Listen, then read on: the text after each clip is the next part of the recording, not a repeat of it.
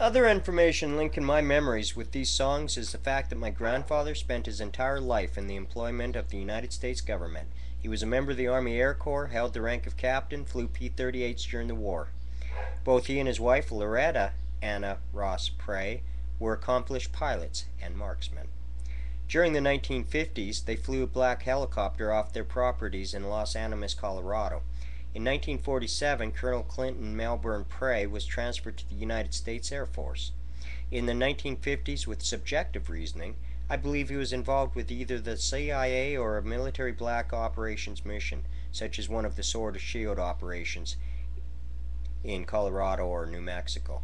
Since my entire family, especially my grandfather, seems to be classified by the United States government, it is very hard to find information relating to any aspect of my biological family, such as school, census, military, employment records, even driver's licenses. My grandfather would disappear for months at a time. The following dates and places are based on testimony and articles which are over 30 years old, so they are approximations. However, they're close enough to show a pattern. Where there are noted or documented sightings or retrievals of UFOs, Colonel Clinton Melbourne Prey was in the area. This is a partially recreated list of places and years I can place my grandfather. Japan 1946, Roswell, New Mexico 1947, Farmington, New Mexico 1951, Saudi Arabia 1958, Canada 1951 and 1963, Moab, Utah 1957, and numerous other places such as Colton, California, and these without dates. Even to this day, biological relatives are commenting on phenomenon associated with these places in relation to our family's history. I did locate other forms of secondary supporting evidence and information, such as newspaper articles, family letters and testimonies, pictures, and of course my own memories. At the age of 7, Dr. Padwick diagnosed me as having a fluid buildup under my kneecaps, causing my joints to be very painful. He referred to this as water on the knees. No surgery was ever committed to remedy this medical problem, and it does not normally miraculously disappear. The condition just seemed to go away suddenly, as if a miracle type of healing had taken place. Years later, in 1996, a friend found scars behind both of my knees while looking for scars to substantiate his abduction theory he was using in order to explain some of my strange past histories and memories. The odd thing about the scars is that they run across the back of each knee, not across the front like in normal conventional knee surgery. Between the ages of 9 and 15, I found a way of hiding within myself at night when I went to bed. I would dream the same way that I would read books during the day. I would place myself in the story, and by doing this I could manipulate my dreams, awake or asleep, change outcomes, even wake up and return to my dreams. I'd always dream in color, and I could remember every detail of them, even to this day in some cases. I used reading to escape the boredom of the classroom, or having to associate with other kids who did not understand me and only wanted to hurt me.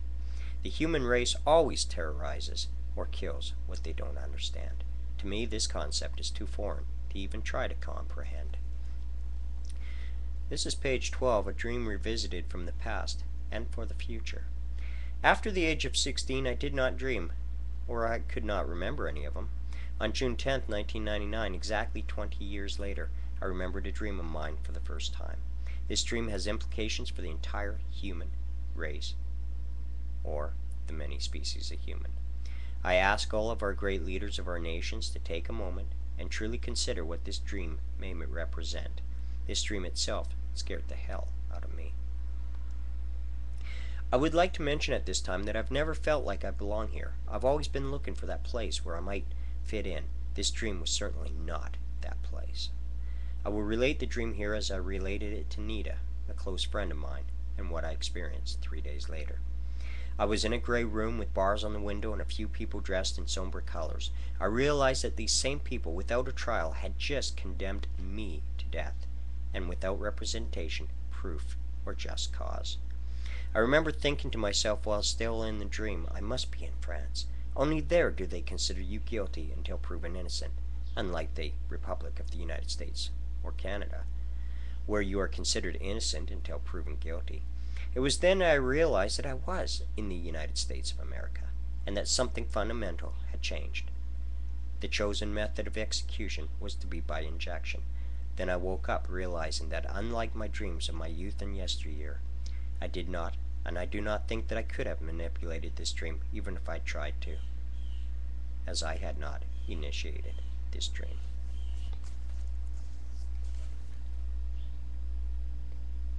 These are some of the pictures that are found in the book.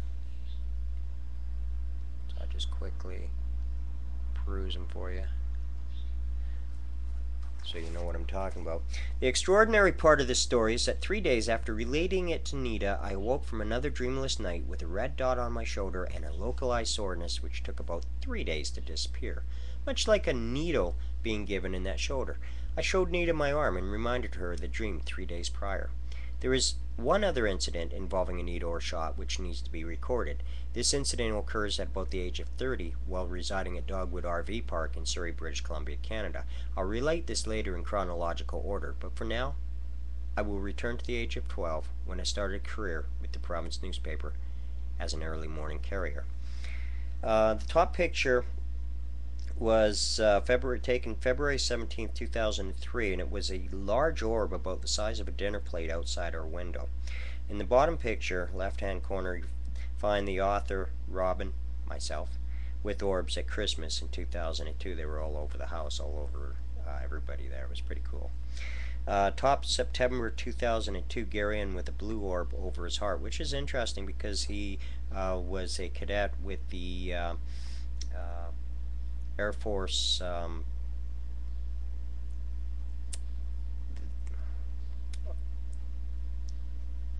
I forget the name of it. It's just to do with the Air Force anyways, in school. And bottom, Peter with an orb over his head. So it was kind of an interesting situation. Got some interesting pictures, of course.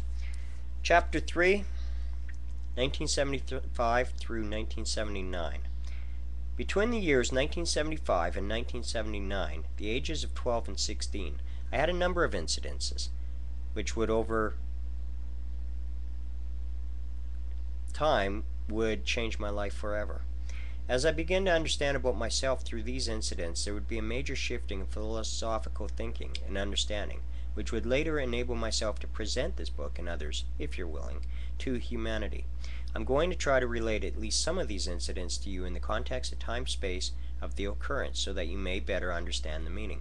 Included in this phenomenon are missing time, empathy, telepathy, falling asleep in odd places, the act of learning or being taught for something in the future, such as an awakening of human spirit and understanding of our universe, not just our own planet or solar system. This chapter is called The Raven, and it's a very difficult chapter for me, but I'm going to go ahead and read it. The first incident of which I can remember involves a large black raven, of which I had an intimate relationship with for almost 2 weeks. The paper route I had consisted of rising about 5 in the morning and leaving about 5:30. The route would take approximately 2 hours to complete and then a half-hour walk home. I would usually cut through the BC Hydro right-of-ways and forest paths to return home. On several occasions I'd get a severe case of fright and run as if being watched or followed by shadows which would move that should not have been there. It would be a number of years later after meeting my biological sister to understand that these fears were substantiated by something more tangible than my own imagination. Years later, my own children, both stepson and natural born, would have an encounter with these beings, with not one but 3 adult witnesses would indeed substantiate on 2 separate occasions within a short period of weeks. The shadow creatures, or as my biological sister would later state, the men in black with no face or hands, are dangerous to us.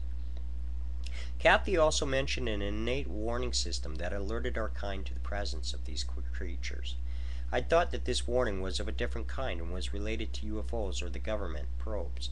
And I'll go in more in depth with this aspect of my story when I chronologically reach that section of my history. I stated us above because it's notable in its usage at a later date, of which I will explain in my statement for New Year's Eve 1997. Now, the Raven incident is one of the more pleasant and interesting of most of my memories. I was to learn that I had an understanding and a link to animals based on empathic and telepathic